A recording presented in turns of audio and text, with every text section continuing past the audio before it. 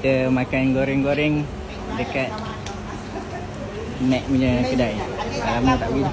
Ni goreng-goreng pagi-pagi pukul berapa dia, Mak? Kalau duduk kat sana kuih bom pukul 9.30 dah siap. Kalau duduk sini pukul 10 bom. Pukul 10 dah ada dah. Pukul 10 bawah sikit dah. Sampai pukul berapa? Masa ni nak maklum siap. Sampai pukul berapa? Sampai kalau kuih bom tak betul dia. Kadang pukul 12 habis, kadang pukul 2. Ya Tak Allah. betul. Sebab sekarang Laju sangat ni orang datang pergi begitu. Dia kalau tak ada, tak ada. Kalau datang ramai. Hari ni ada ubi ketuk lah. Ada ubi ketuk. Kena datang awal, Mak. Lambat habis lah. Lambat habis. Masuk RM6.5. RM6.5 bang. Ubi ketuk favourite ni. Favorite. Pisang. Ni. Okey. Oh ni. Buah nak ubi kita.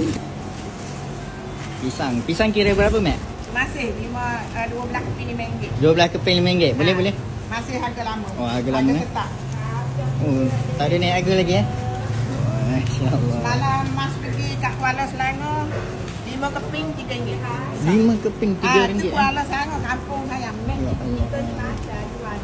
Yang tengah KL. Pisang sendiri. Betul? Kan? Patutnya Kita lagi murah ni, kan? sepatut tapi tak apa. Yang ni apa ni, Mak? Wah, tu pisang.